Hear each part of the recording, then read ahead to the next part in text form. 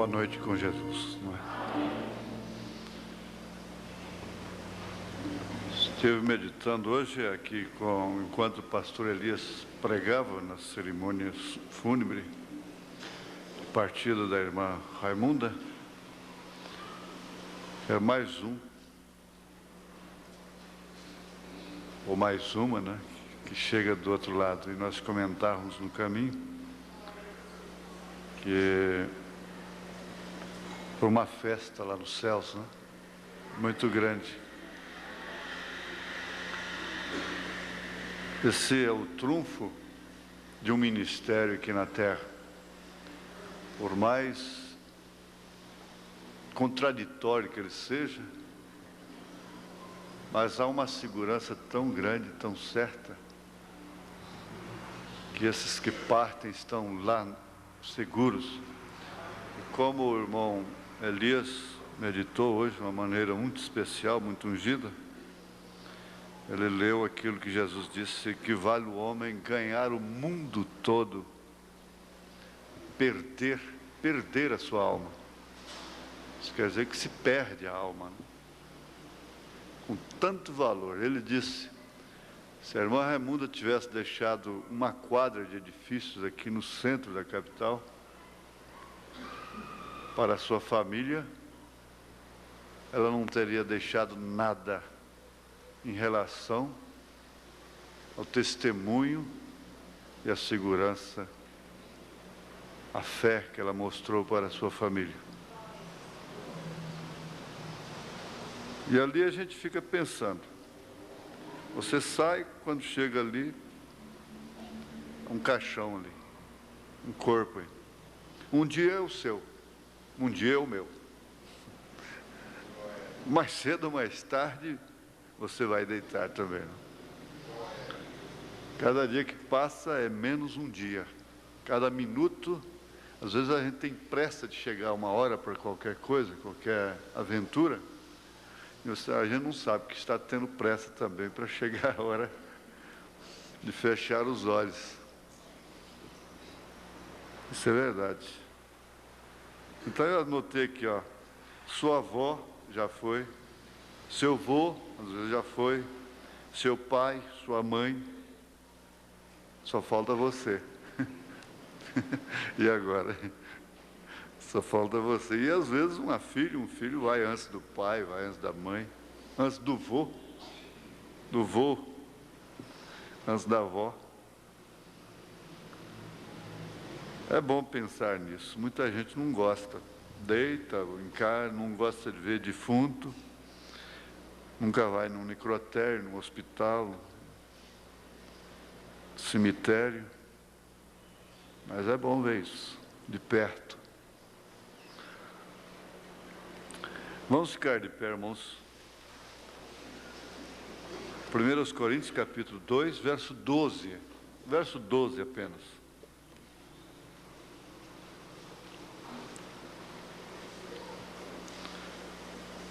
Mas nós não recebemos o Espírito do mundo, mas o Espírito que provém de Deus, para que pudéssemos conhecer o que nos é dado gratuitamente por Deus.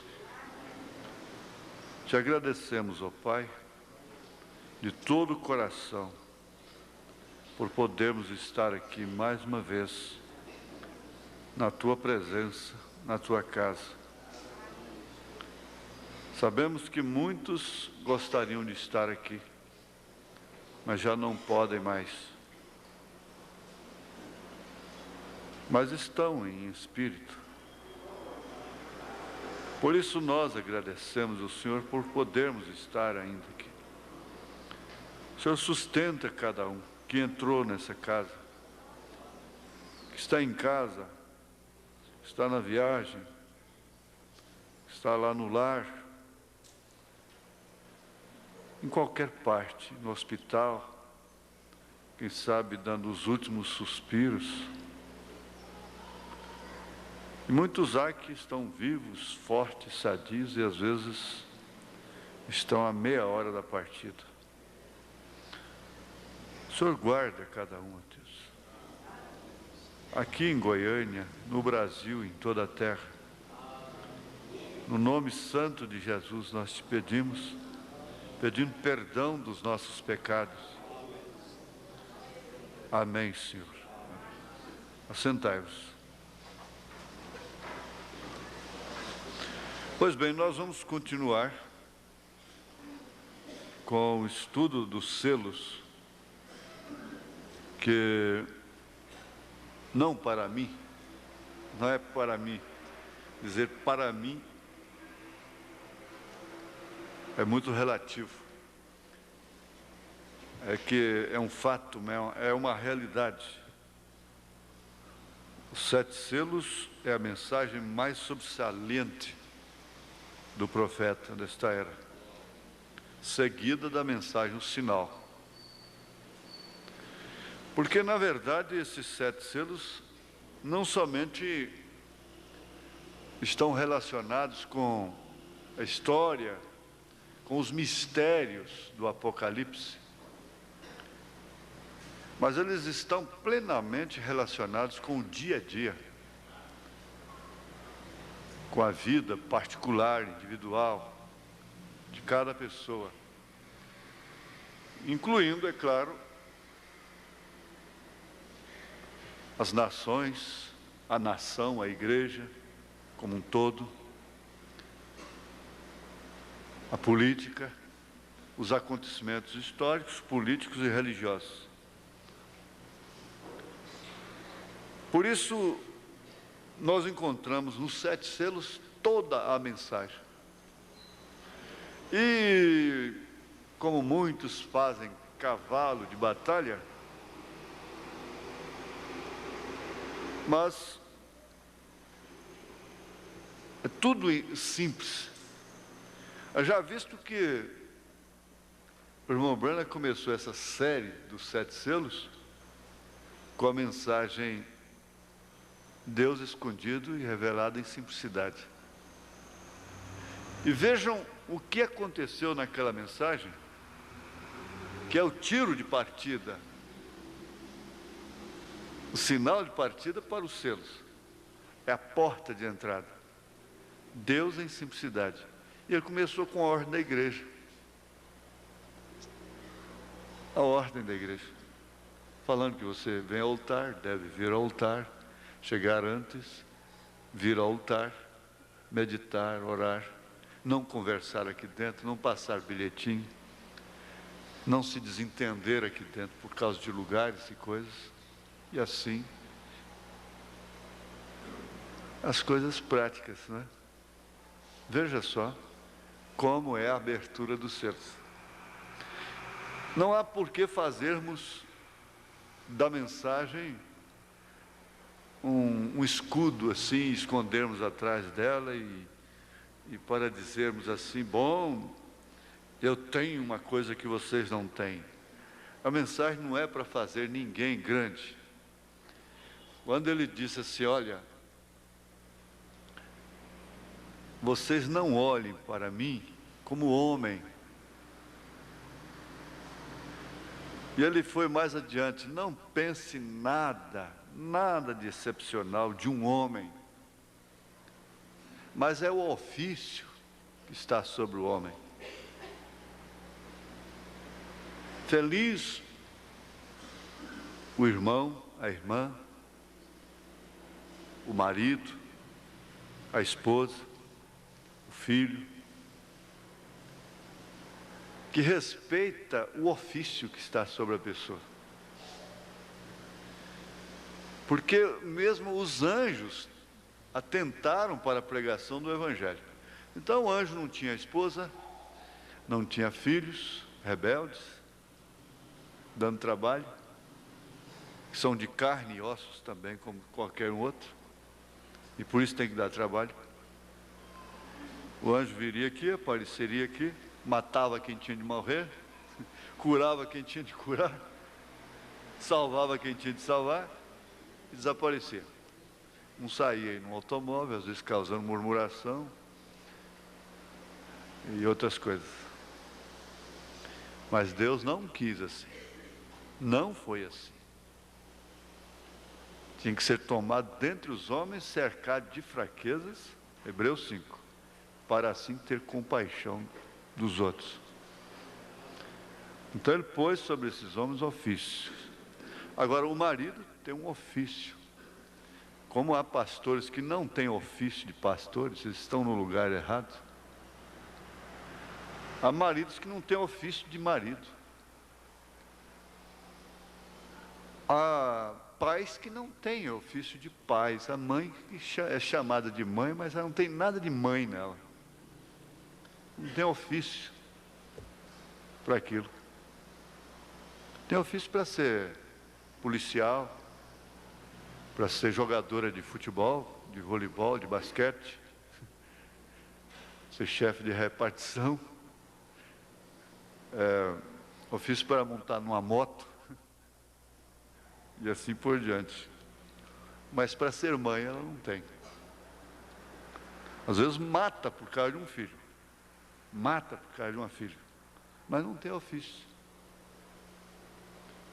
Não tem aquela graça, aquele dom. É como o profeta falou da novilha selvagem. Aquele vaqueiro velho escolhendo ali, ele estranhou: por que você rejeitou essa novilha tão bonita? Ele disse: ela nunca será uma boa mãe. Agora nós estamos vivendo num mundo de contradição. Tanta contradição com as Escrituras. Está dizendo, gente, o que a igreja vai sofrer nesta era? Não tem arena, não tem cadeia, não tem fogueira para ela. A Constituição ampara, a gente pode até xingar o governo. O que ela vai sofrer mais? Não tem jeito. Está acostumado. Só que uma mãe não pode bater num filho mais. E o profeta diz: a mãe que não bate não é uma boa mãe. Ela não está exercendo o ofício de mãe. A Bíblia diz: cria o teu filho no caminho do Senhor. Que Provérbios está dizendo que o filho criado sem o chicote, você sabe o que vai dar.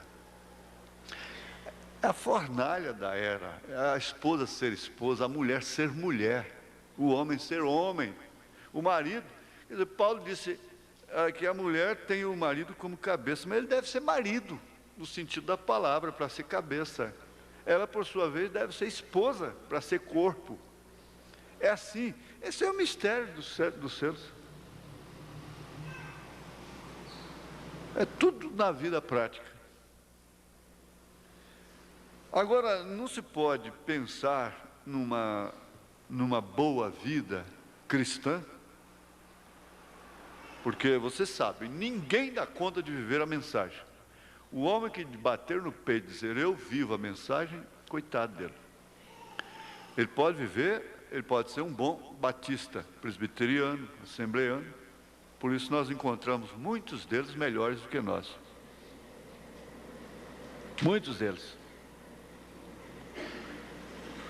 É aí que está, o Esaú era melhor que o Jacó. Mas a predestinação está aí.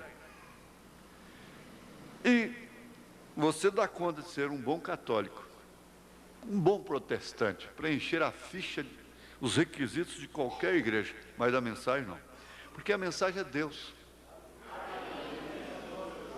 A mensagem é Deus, a palavra é Deus. Agora, quem sou eu? Quem sou eu? E veja quem é Deus, quem é a palavra. Nós somos simplesmente filhos de Deus, reconhecendo essas escrituras. Por isso que eu digo, olha gente, tratando o escritório, você pode ter a circunstância que você tiver na vida, que te afetar da maneira mais triste, moral, seja o que for. Quando você ouve a mensagem, lê a mensagem, ouve a pregação que atinge aquilo, você deve, a sua alma deve ficar satisfeita e concordar com aquilo. Então você concorda com aquilo ao invés de se arrasar, porque o irmão Branham disse para aquele ministro: olha, um ministério que a palavra acaba com ele não merece existir. Então, o importante é você estar de acordo toda a palavra. Esforça a minha coragem, Senhor. Somente isso. Aqui está o gin, né? Agora, não se pode pensar nessa vida de uma forma cristã sem pensar em caráter. E vamos lembrar de quarta-feira passada que a personagem prática foi a prima órfã, vocês se lembram, não é? E o que foi que aquele rapaz, o seu futuro esposo, disse para ela, lá no curral, lavando louças? Ele disse: meu propósito ao vir aqui tem sido de buscar uma esposa, e em ti tem encontrado o caráter que elas não têm. Aí o irmão Branham disse: penso em minha igreja quando digo isto.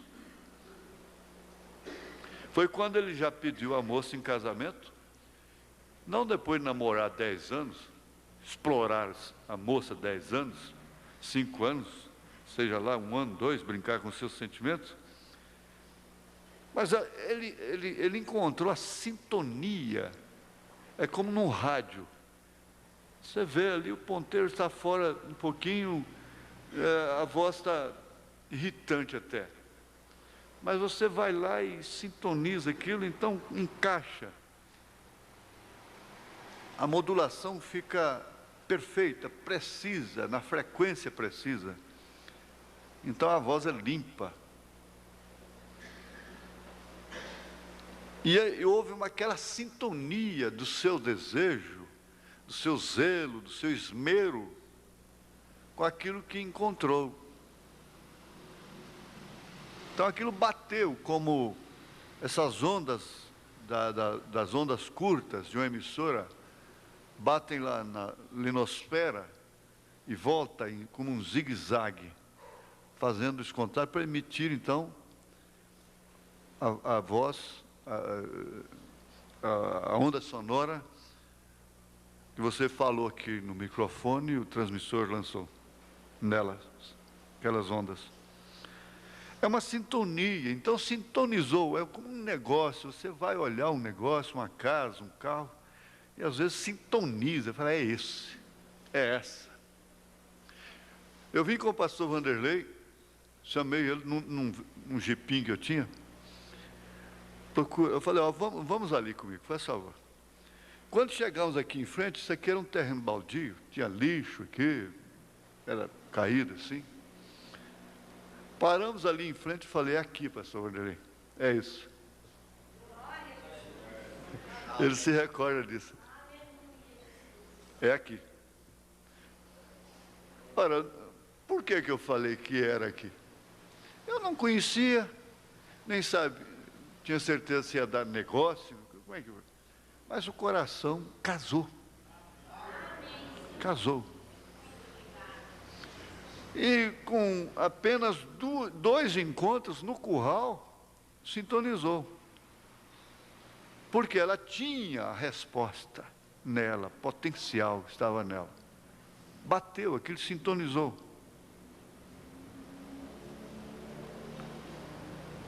Eu tenho encontrado o caráter que elas não têm.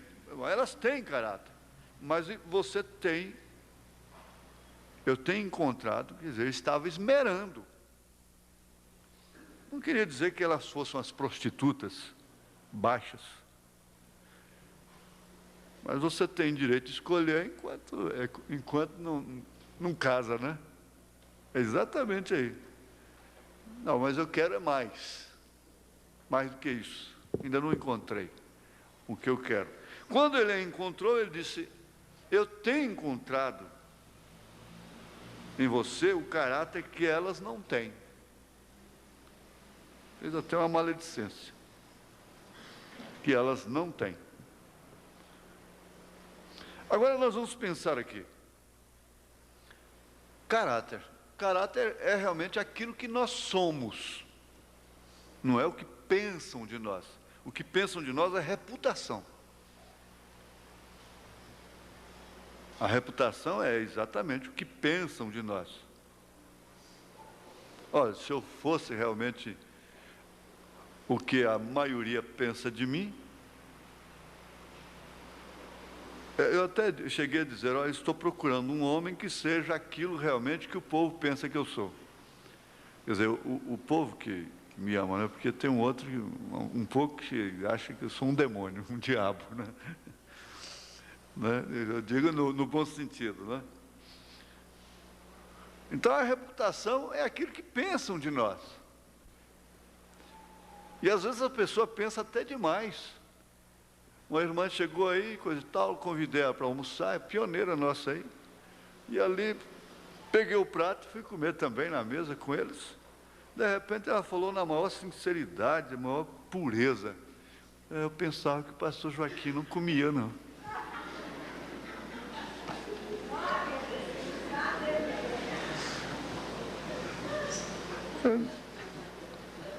Mas falou de uma maneira séria, sincera, honesta, não é? Ela é uma senhora, uma irmã, uma verdadeira cristã. Eu pensava que o pastor Joaquim não comia. Está bem, irmã, Deus te abençoe, só que eu como e é muito. Tem uma coisa, eu como arroz integral, essas coisas assim, né? Espera lá um pouquinho. Mas está bem. Então, reputação é isso. O profeta diz, Jesus não tinha reputação. Nicodemos tinha. Agora, Jesus tinha caráter. Porque o caráter é realmente aquilo que nós somos. Quando você vai mostrar. Vamos ver ainda que o caráter não é um dom.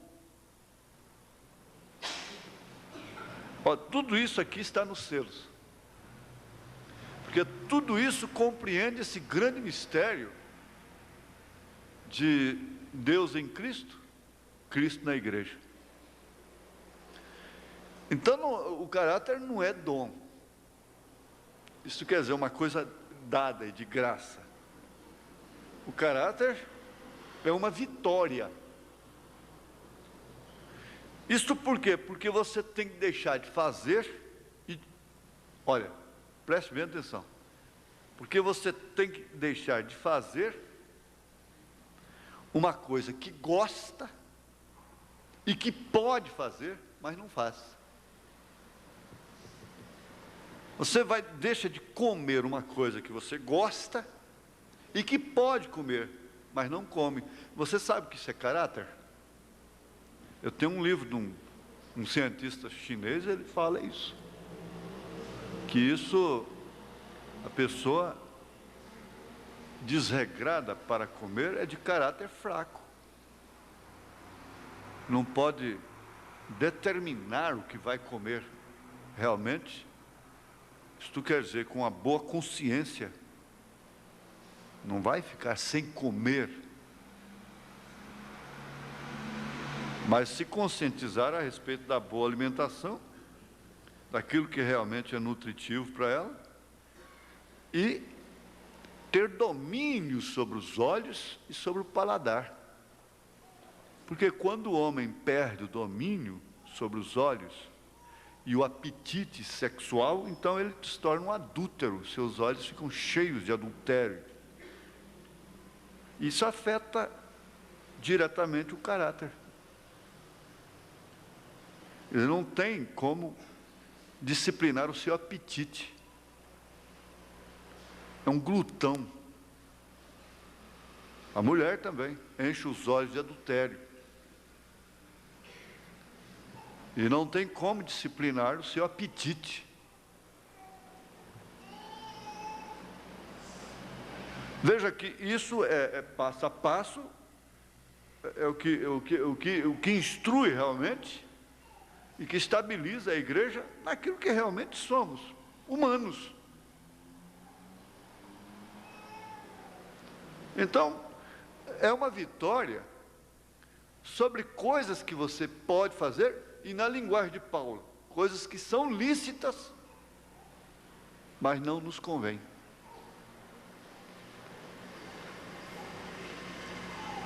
Todas as coisas me são lícitas, mas nem todas me convêm. Aí que vai ser a diferença. Então vem a vitória. E também vice-versa. Você fazer o que você não gosta de fazer, e às vezes não tem nem obrigação de fazer, e você faz.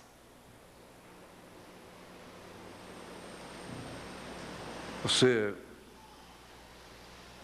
ora sem gostar de orar, lê sem gostar de ler, canta sem gostar de cantar, sem querer cantar. Espera, eu ainda estou entrufado aqui, porque ele me ofendeu, coisa e tal, e vem para o culto com aquela bola na garganta. Mas chega aqui e fala, não, você tem que cantar, fulana. Você vai cantar sim, você pensa assim, e sai desentoado, sai gungunando, mas sai, daí a pouco a voz libera. Isso é vitória. É vitória.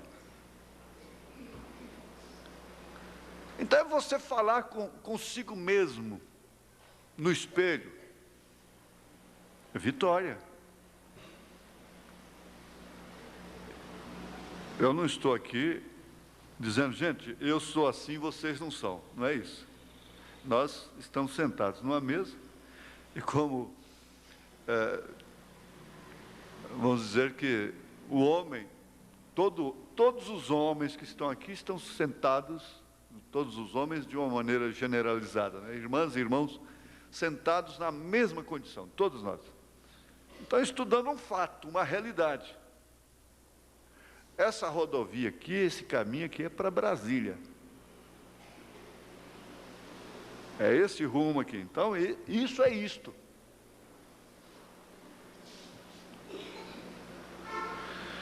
Agora, nós não estamos lutando para sermos pássaros raros, bem entendido. E nós não compreendemos também que isso nos garante a vida eterna. Nos faz melhor que os demais. Não. Nada disso. Por isso nós nunca seremos fanáticos. Mas também seremos sempre definidos. Você tem que bater o pé por aquilo que você crê.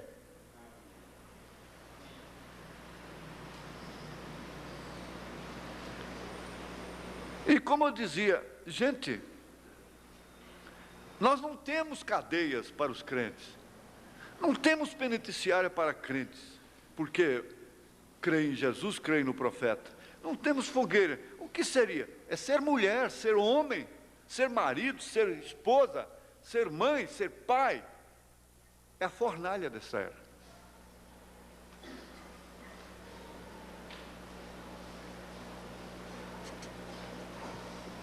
É tão fácil a coisa, a mentira tornou-se uma parte necessária do dia. No comércio, de todo jeito, se não tem mentira, não tem jeito. Que coisa esquisita.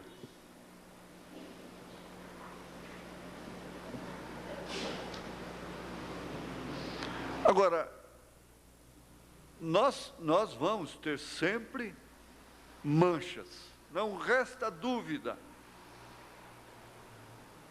E aí onde nós vamos ver aqui no quarto selo, parágrafo 113, 114. O cloro foi inventado ou fabricado para tirar as manchas.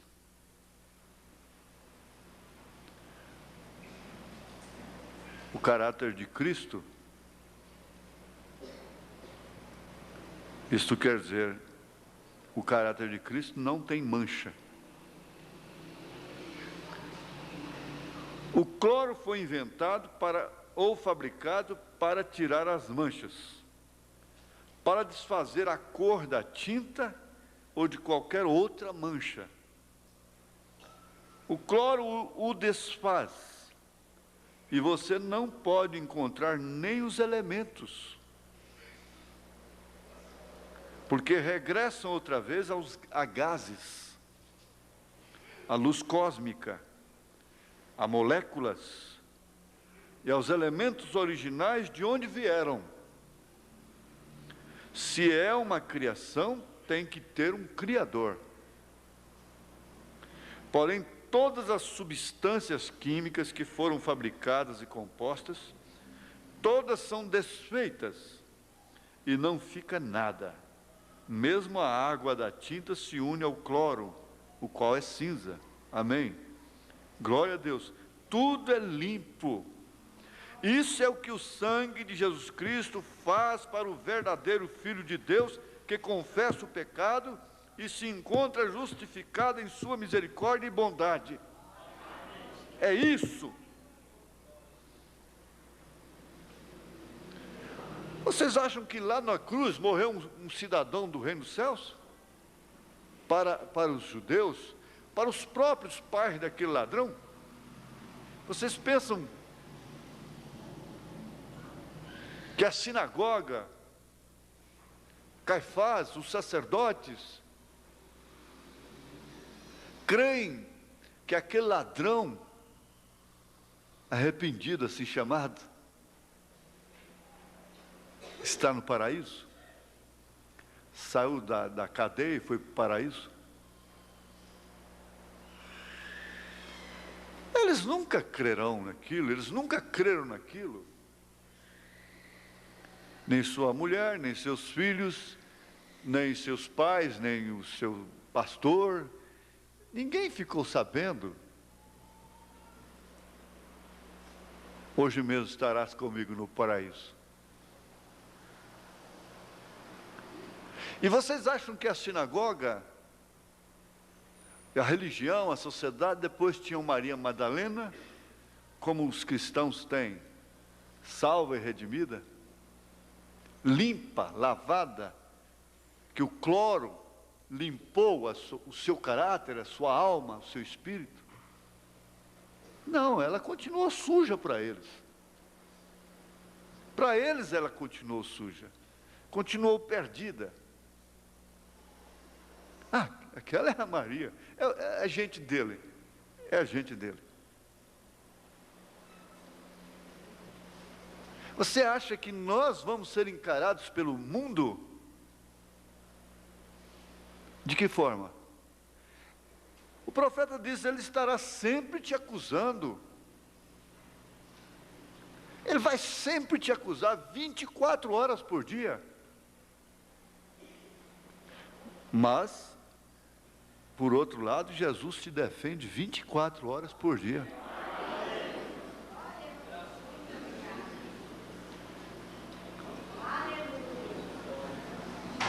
Ora, pense nisso. Isso é o que o sangue de Jesus Cristo faz para o verdadeiro Filho de Deus, que confessa o pecado e se encontra justificado em sua misericórdia e bondade. É algo tão tremendo que Deus diz, nem o posso recordar jamais.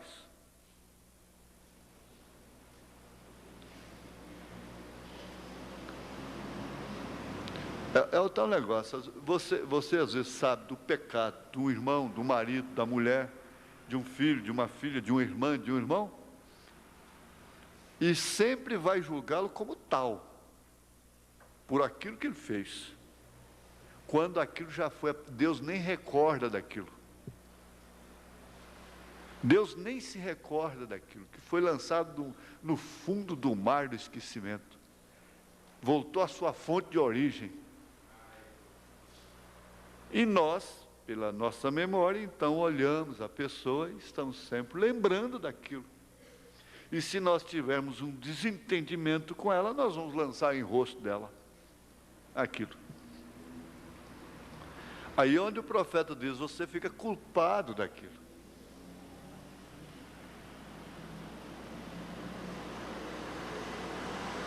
Você vê a pessoa aqui dentro, na comunhão, Disse, mas essa irmã, esse irmão, outro dia estava assim, você sabe o que aconteceu com ele? Você não sabe. E se o cloro apagou tudo? Você não sabe qual é a experiência que ele teve? Eu acho que você deveria ficar alegre por vê-la aqui. Alegre por vê-lo aqui. É a única coisa que você devia fazer. E quando você vê-la ou vê-lo lá numa condição incômoda, imprópria, você lembrar daquilo que o irmão Branham disse: se Deus tirar a mão de misericórdia de mim, eu entro por um caminho igual ou pior. Então é algo tão tremendo. Veja, isso é selo, isso é revelação, isso é trovão. É tão tremendo que Deus diz: nem posso recordar jamais. Agora você fica dando satisfação para a sociedade? Não, jamais. Ele é absolutamente meu filho, diz o Senhor. Ela é minha filha. E como poria você contra uma filha de Deus, contra um filho de Deus? Ele diz: nós somos 7 irmãos, e brigamos às vezes como cachorro, e rolamos no chão, mas quando levantamos somos todos brana. Estamos sempre prontos para defender um ao outro, em relação aos estranhos. Em verdade te digo que se disseres a este monte, lança-te ao mar, e não duvidares em teu coração, antes creres que receberás o que tens pedido, assim sucederá, e podes ter o que pedes. Tu és um filho redimido, amém. Eu sei que isso é a verdade.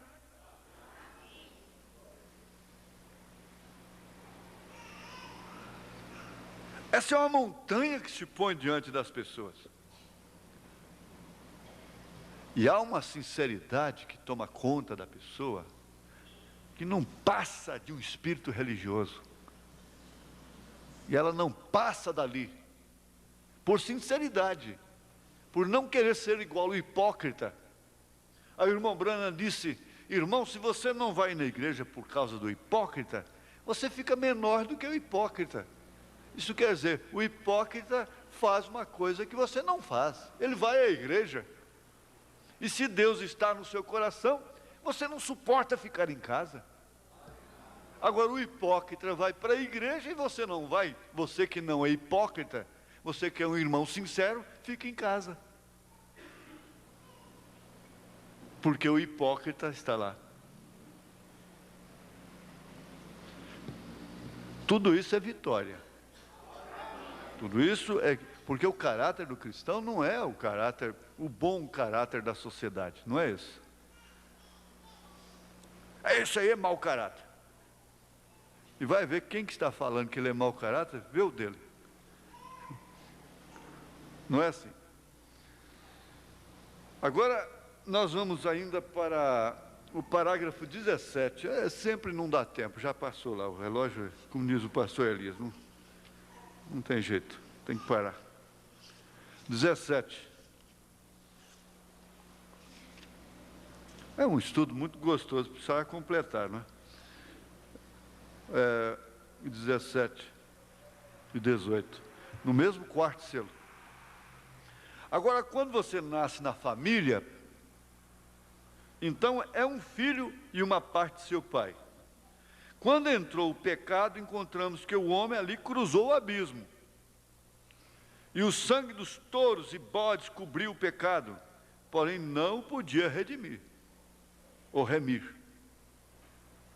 Senão até que chegasse o cloro verdadeiro, que fechou a brecha e tomou a mancha do pecado, porque a única coisa que mancha o nosso caráter é o pecado. O nosso caráter diante de Deus. Aquilo que é pecado para Deus, não para a sociedade. Nós saímos fora da sociedade. Nós não estamos mais na sociedade. Deus não vai me matar por causa dessa sociedade suja. Ele não vai condenar um justo condenar você, porque você pôs tropeço na frente de uma ímpia dessa da sociedade. Não. Ele não podia matar Ló em favor dos sodomitas. Então, se a nossa santificação, a nossa perfeição é relativa, é por representação, então o nosso caráter também é relativo, é em relação a Deus, e uns para com os outros. Porque você não pode maltratar um irmão sem entristecer a Cristo. Então isso está plenamente relacionado. Veja,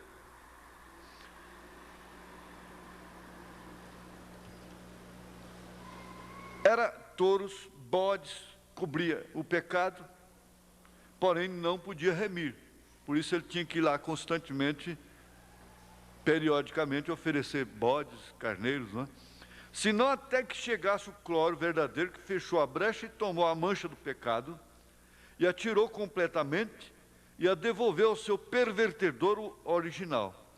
Quem é esse pervertedor original? Satanás.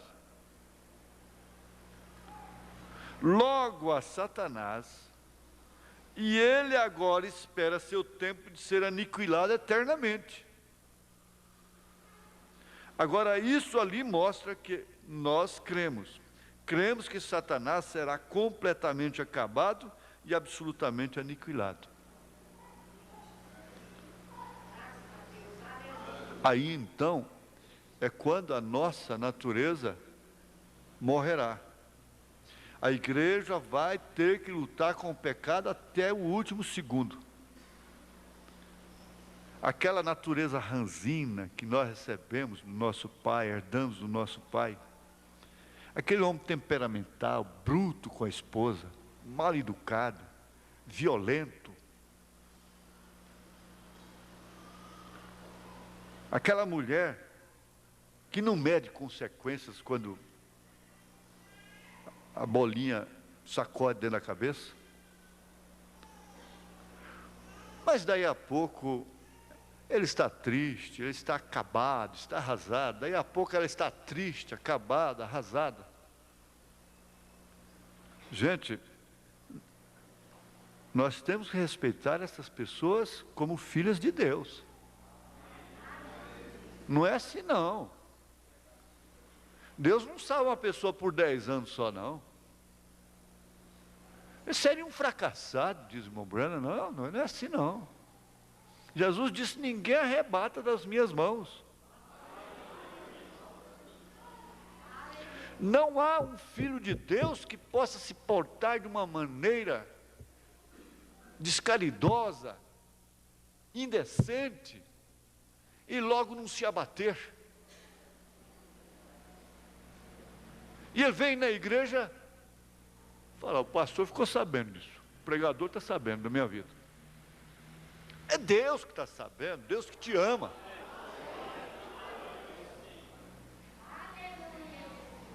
Isso é porque Deus te trata como filho, como filha. Você não é uma bastarda, você não é um bastardo. Você é filho, Hebreus capítulo 12. Agora isso ali mostra o que nós realmente cremos.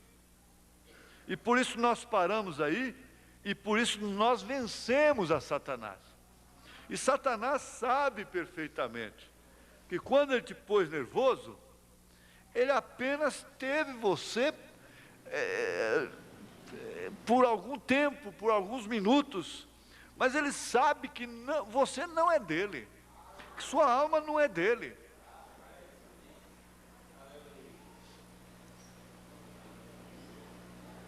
Jesus acaba de dizer: tu és Pedro, e sobre esta pedra edificarei a minha igreja, sobre esta revelação, e deu as chaves para ele. Daí a pouco diz para trás de mim, Satanás. Que coisa difícil, né?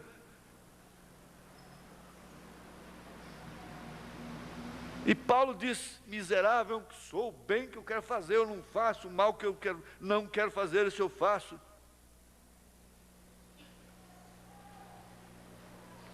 Você já pensou o seu pastor dizendo assim: miserável que sou, o mal que eu não quero fazer eu faço?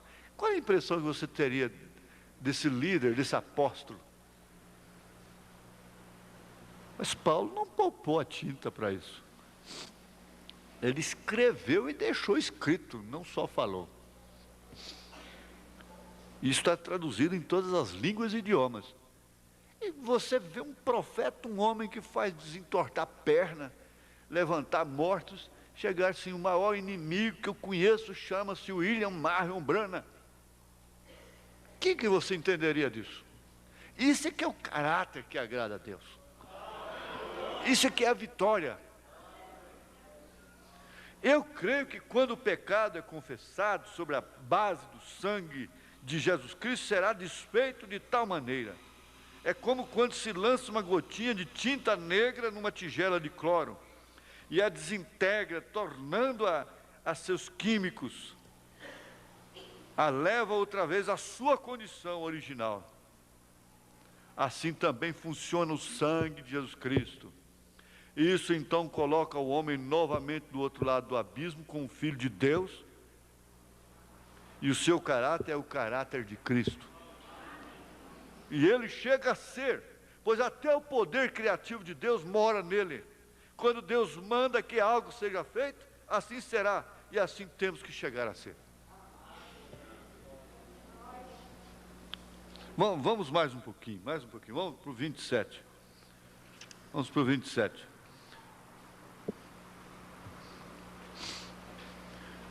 Então eu creio que o Cordeiro, é o quarto selo, parágrafo 27.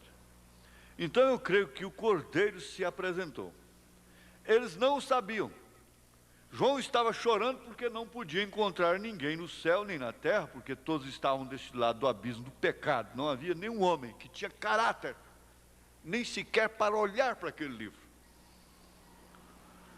Agora um anjo, desde logo seria digno, um anjo. Por que não? Um anjo, nunca pecou, né?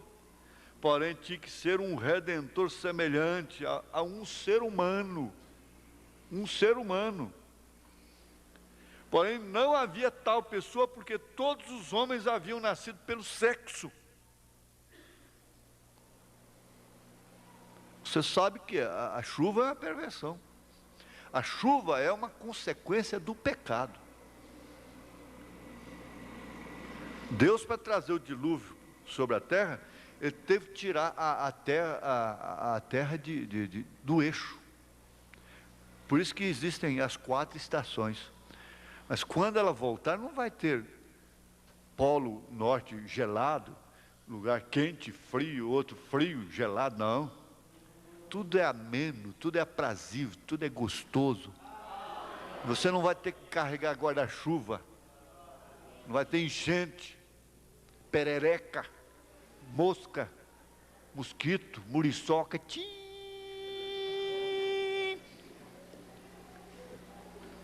essa coiseira toda, não, sarna, piolho, nada disso. Isso tudo foi essa perversão que trouxe, as pragas que vieram sobre o Egito, por causa do pecado. Então, quando a terra voltar para o seu lugar certo, ela geme por isso. Não vai chover mais. A maior fonte de oxigênio que existe, eles descobriram, não são as árvores, porque ela filtra, na verdade, durante o dia o gás carbônico, mas de noite ela exala novamente aquilo tudo de novo. Então já constataram que a Amazônia deixou de ser o pulmão do mundo. São os mares. Os mares. E quando o mar não existir, de acordo com o Apocalipse? Então todo mundo vai morrer? Não, não vai existir, porque a terra vai voltar para o seu lugar. Toda essa circunstância que limitou, colocou limites para o homem, foram consequências apenas. alternativas. Então, sem chuva, não há alimento.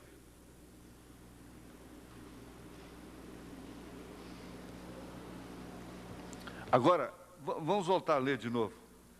Então, eu creio que o Cordeiro se apresentou, no 27, né? Eles não sabiam. João estava chorando porque não podia encontrar ninguém.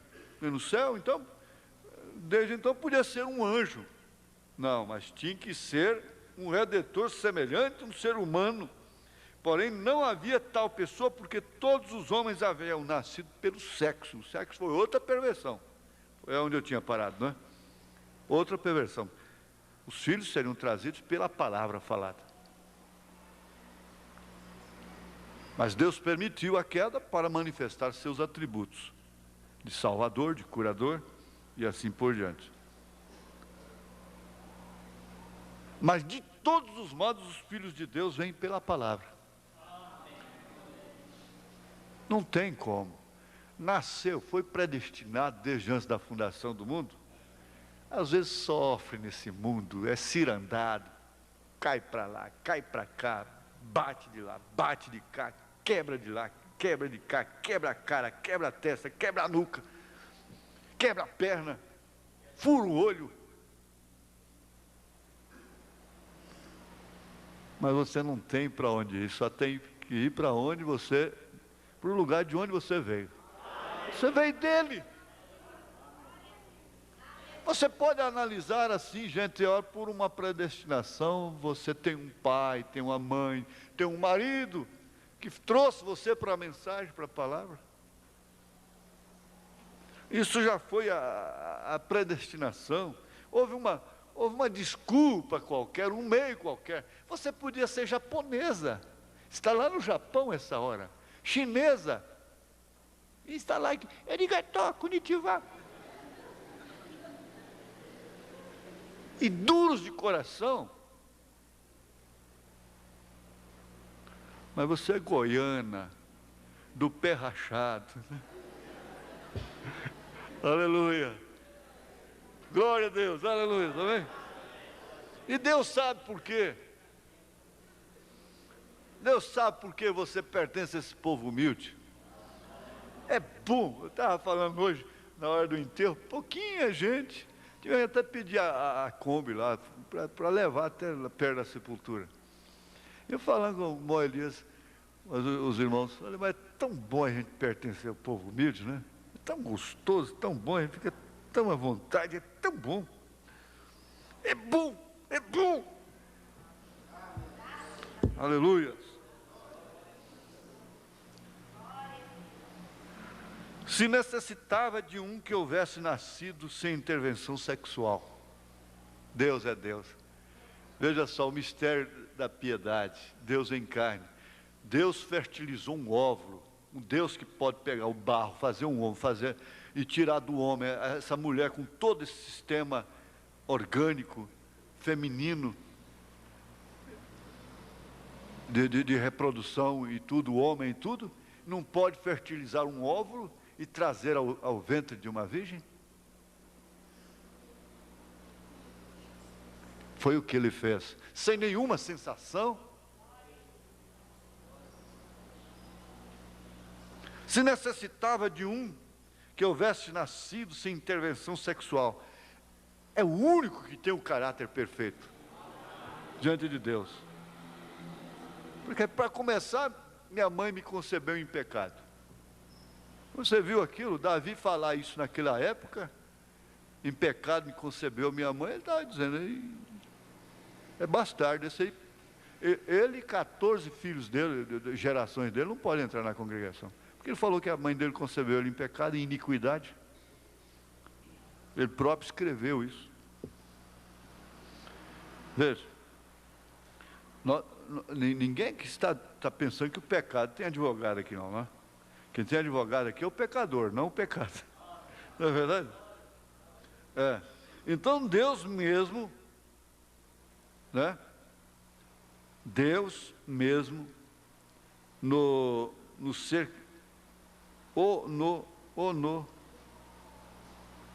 gráfico aqui, no ser, estou dando conta de ler, não. Que nasceu da Virgem. E Deus foi Emanuel, e seu sangue foi o sangue digno. E quando cruzou o abismo, e pagou o preço e fechou a brecha para nós, então se assentou como nosso mediador, e ali tem estado. Se ele é mediador, olha, é porque nós somos falhos. Quem precisa de mediador? E o único mediador é Jesus. Todos que já partiram, nenhum deles é mediador. Não tem Maria, não tem Pedro, não tem ninguém. O próprio Pedro diz, só há um nome dado no céu pelo qual devemos ser salvos. Paulo diz, só há um mediador entre Deus e os homens, Jesus Cristo, homem, sacerdote, o sumo sacerdote da nossa confissão. Em suma, aquele rapaz disse para ela, eu encontrei em você o que eu não encontrei nelas. E logo a levou para Chicago. E ele vai encontrar em você o que ele não encontra nelas. O que é? A semente da eleição. E você vai, não é para Chicago não, vai para as bodas do Cordeiro. Amém. O pastor Elias vai terminar, eu já passei. Deus abençoe. Vamos colocar de pé, irmãos. Às 10 horas na Rádio Clube, tem mais, né? Mais bênção, né? Programa na Rádio Clube às 10 horas agora da noite. Vamos orar. Senhor nosso Deus, nós estamos tão felizes, tão gratos, Senhor, pela sublime graça que o Senhor tem nos oferecido, Senhor. Agora estamos debaixo desta misericórdia. Debaixo desta misericórdia temos direito nas promessas, Senhor. Se disseres a este monte, ergue-te, isso se fará, Senhor. E nossa fé está baseada justamente em Tua palavra, naquele cloro que foi vertido, sangue vertido no Calvário. Por isso, ó Deus, temos a fé, Senhor, da bênção que o Senhor tem nos dado nesta noite. Confirma, Senhor, Tua bênção, Senhor, através de Tua palavra que acabamos de ouvir. Senhor, nós lembramos de Isaías 53, como temos ouvido, estamos de um mundo, Senhor, em uma dimensão tão problemática, poluída. Oh, mas quão grande é o Senhor. O Senhor tem essa confiança de deixar Teu filho, Tua filha, Senhor, peregrinar, andar, Senhor, como vemos os heróis da fé que andaram por aqui antes de nós. Ó Deus, nós agradecemos, porque cremos em Isaías 53, que o Senhor pode fazer essa enfermidade desaparecer, que o Senhor pode ajudar a fé desse irmão, e jogar, Senhor, esse monte, ó Deus, que está na sua frente, no mar, Senhor. Confirma a Tua bênção, unge a nossa fé sobre essa palavra que acabamos de ouvir. No nome de Jesus Cristo, nós agradecemos, porque temos Tuas bênçãos, no nome de Jesus Cristo. Amém, Senhor, amém. Cumprimente um outro, volte para casa, gozando dessa segurança da palavra de Deus.